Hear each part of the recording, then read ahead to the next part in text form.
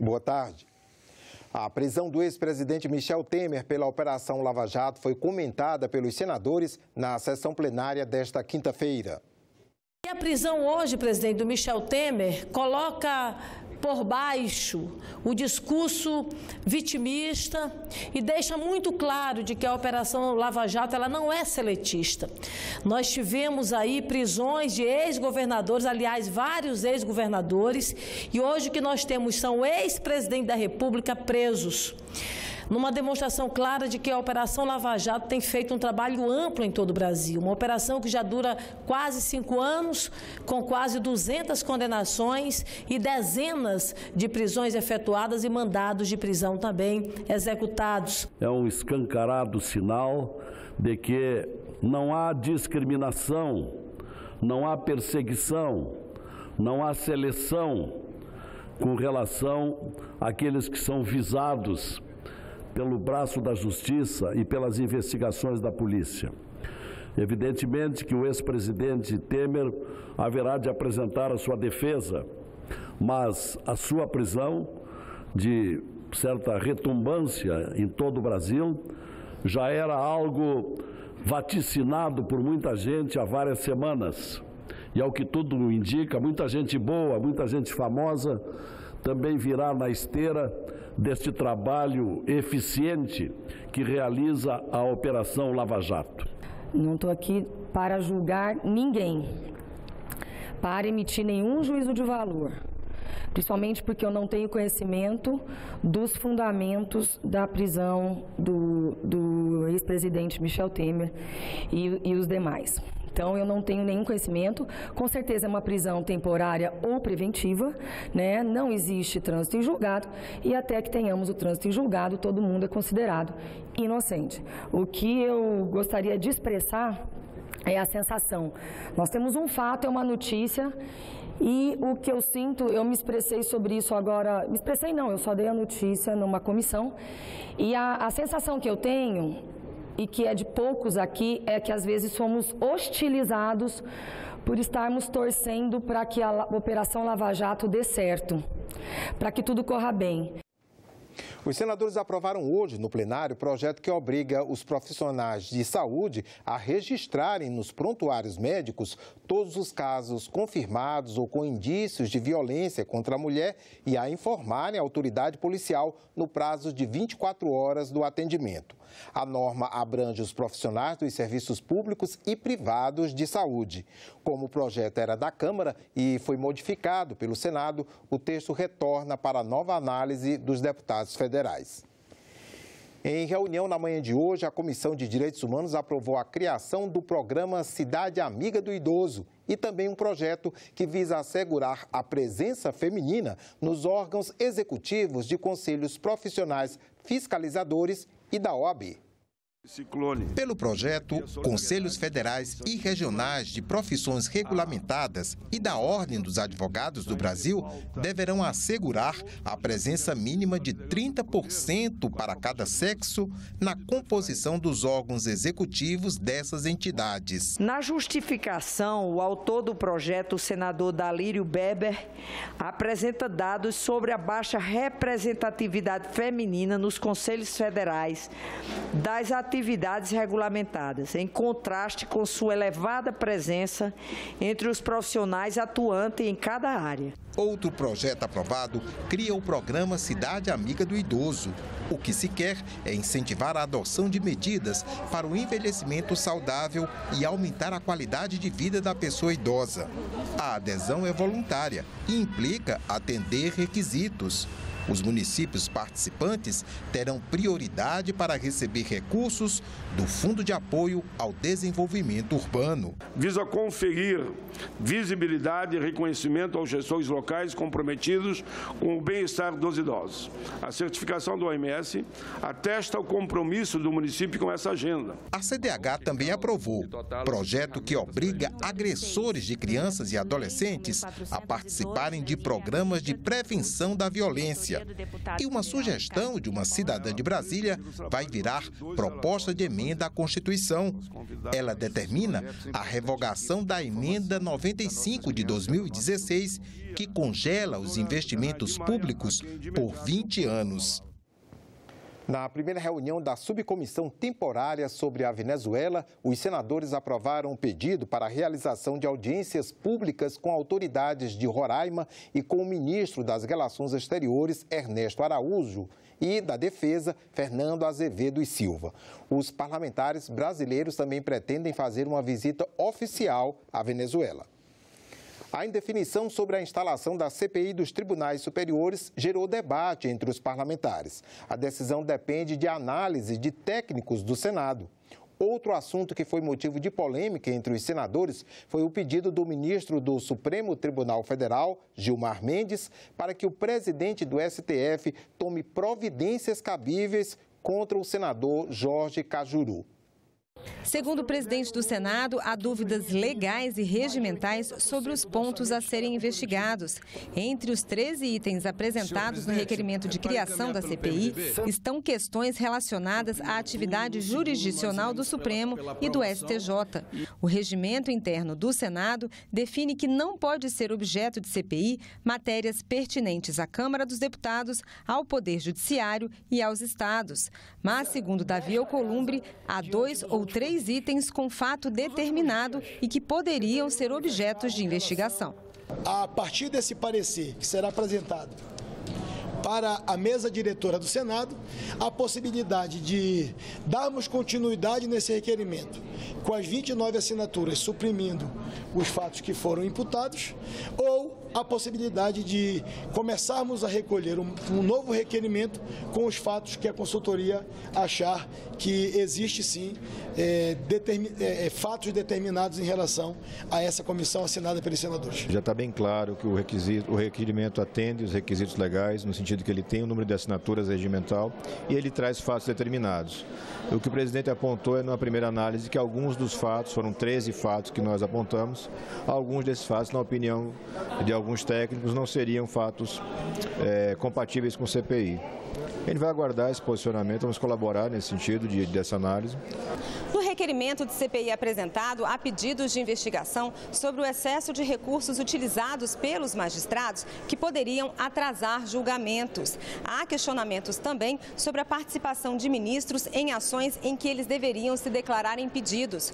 Os senadores querem investigar ainda o excesso de decisões contraditórias para casos idênticos, além da participação de ministros em atividades econômicas incompatíveis com a lei orgânica da magistratura.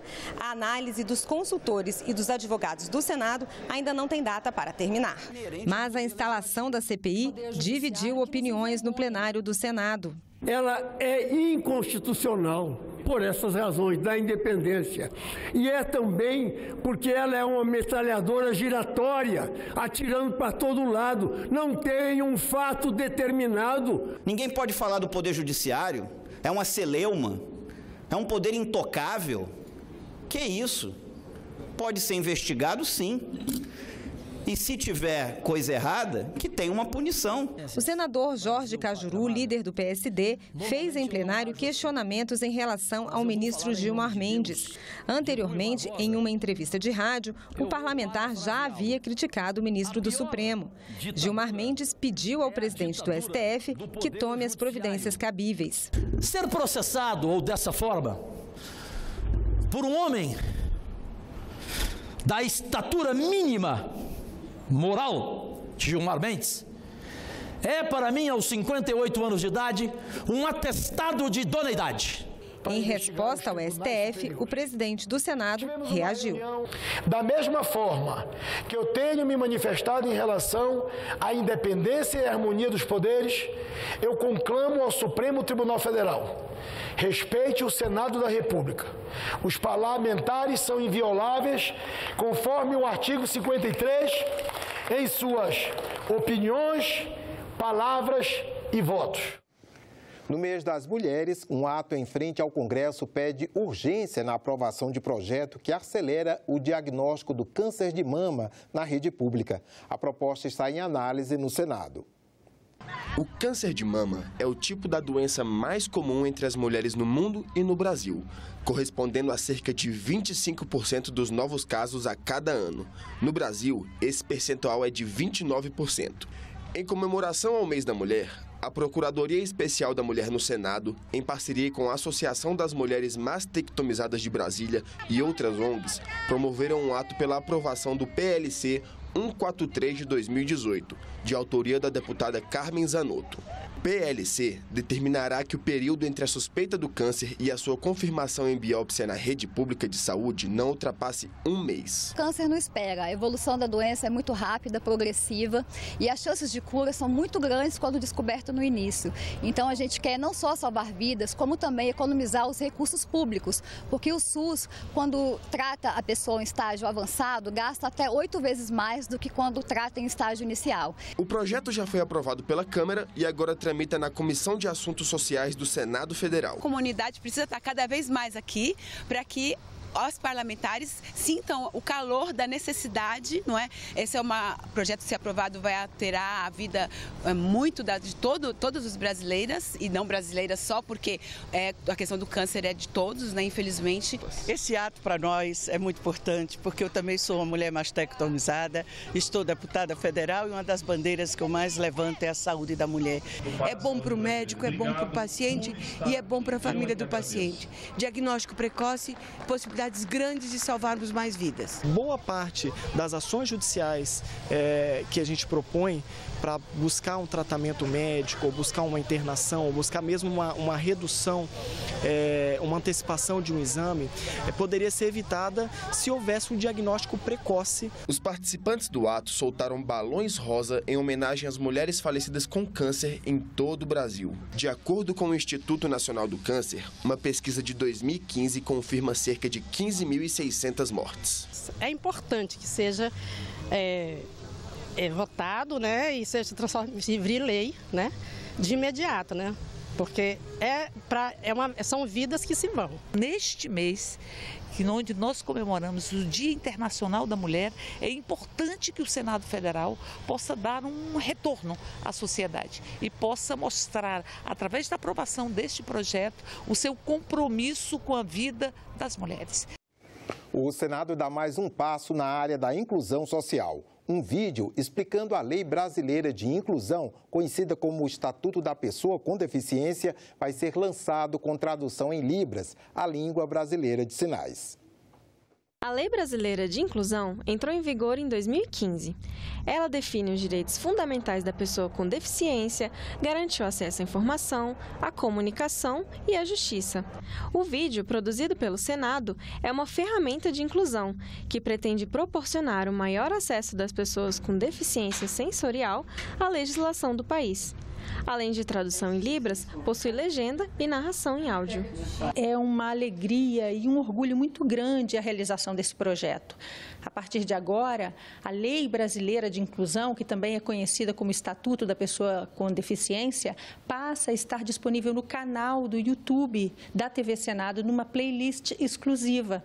A gente consegue, assim, dar um passo, ainda que pequeno, no caminho da realização do nosso sonho, que é fazer uma comunicação do Senado 100% inclusiva. E até lá, ter projetos como esse nos lembrando todo o tempo da necessidade de oferecer às pessoas que que falam em Libras no Brasil o acesso às leis do nosso país. Estatuto da Pessoa com Deficiência, Lei Brasileira da Inclusão, LBI, interpretada na língua brasileira de sinais. A versão completa do vídeo tem duração de 2 horas e 36 minutos, mas ele também pode ser visto por partes, em 6 episódios, cada um referente a um dos títulos da lei. 4 intérpretes de Libras se revezaram nas gravações. Na verdade, eu acho que é fundamental a gente dotar todo e qualquer cidadão de instrumentos para que ele possa exercitar essa cidadania. E esse é um instrumento de exercício da cidadania, porque somos todos diferentes. E isso é uma verdade universal, somos todos diferentes. E esse é um grupo de pessoas que tem uma similaridade. Ela usa a língua brasileira de sinais com grande facilidade. Então, estamos dando a esse grupo de pessoas que tem essa similaridade possibilidade de exercer melhor sua cidadania. O Senado Federal lançou a coleção Escritoras do Brasil. A coletânea reúne obras literárias de autoras do século XIX. A produção integra as comemorações programadas para o mês Março Mulheres.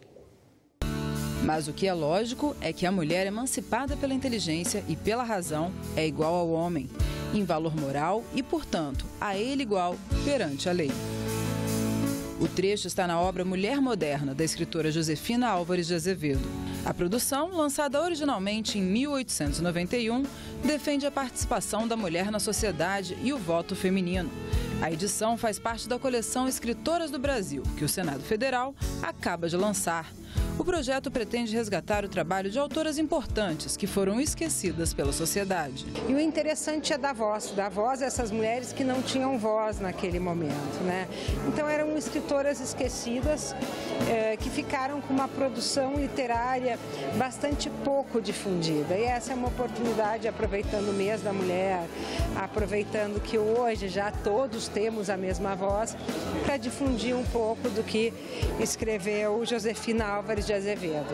O projeto, sem dúvida, ele traz um resgate histórico de autores e autoras em particular, né, que no momento histórico determinado não puderam vir trazer a lume suas obras, e agora o Senado vai buscar esse material e mostrar que não só ele é contemporâneo, como ele é relevante, né, ele pauta uma discussão essencial para o nosso país. O objetivo é lançar 4 livros por ano de escritoras do século XIX que tiveram relevância no seu tempo. A lista traz grandes nomes como Nízia Florestas, Júlia Lopes de Almeida, uma imperdível viagem no tempo. A iniciativa faz parte da programação Março Mulheres, que este ano destaca o empoderamento feminino. Algumas das obras que estão sendo relançadas foram publicadas uma única vez, como é o caso do primeiro volume da coleção. A coordenadora da Biblioteca do Senado conta como surgiu a ideia do projeto. A partir das rodas de leitura que temos realizado aqui na Biblioteca desde 2017.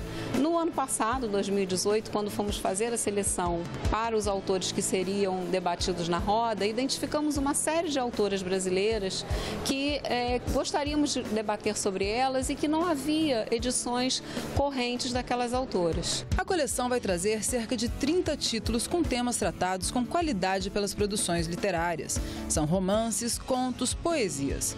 Um verdadeiro convite à leitura. A consultora do Senado, Cleide Lemos, que fez parte da equipe que selecionou os livros, falou da importância do projeto. A primeira questão é incluir as mulheres na história do Brasil, porque assim é como se as mulheres não tivessem existido. Então as mulheres existiram, elas escreveram, elas tiveram uma produção literária importante e forte, elas foram silenciadas no processo histórico. Então, do ponto de vista político, é aumentar o país, aumentar a história do país. Do ponto de vista literário, trazer também para a discussão textos maravilhosos que ninguém conhece, ninguém sabe quem escreveu, que mulher escreveu no século XIX.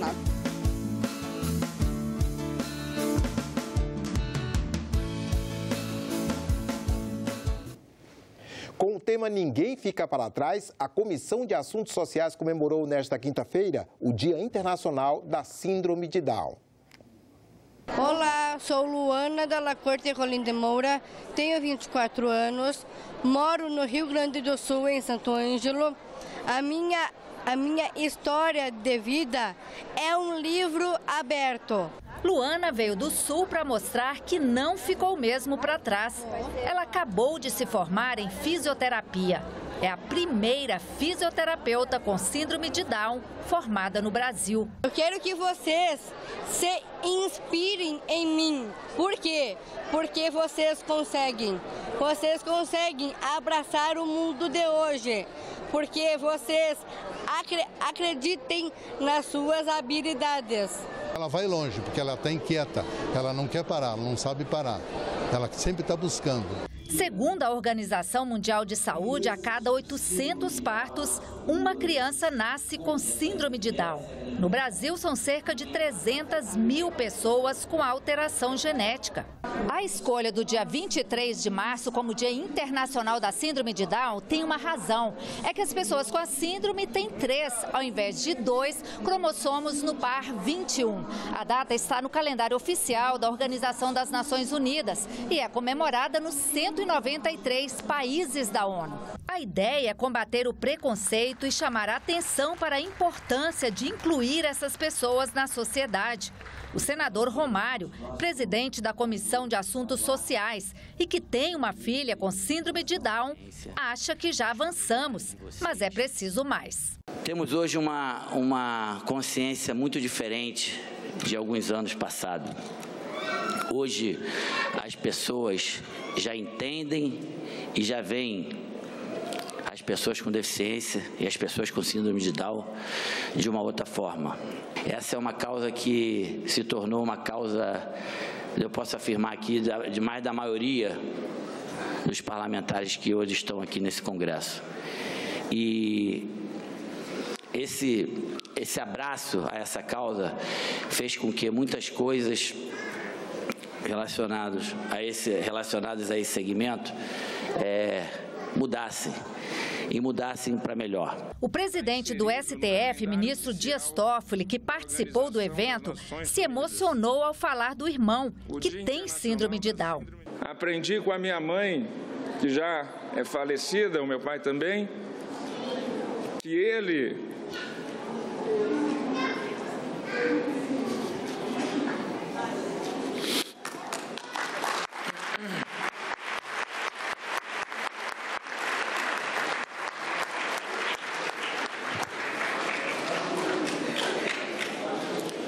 é a prova da existência de Deus. A lição de Luana, para quem, como ela, nasceu com aquele cromossomo a mais, é simples. Os pais dessas crianças que têm síndrome de Down, eles precisam dialogar com o filho ou filha. Precisa ter amor aos filhos. Sem amor, não tem como. Esta foi a nossa edição. Você pode rever as reportagens em senado.leg.br/TV. Obrigado pela sua companhia e fique com a gente.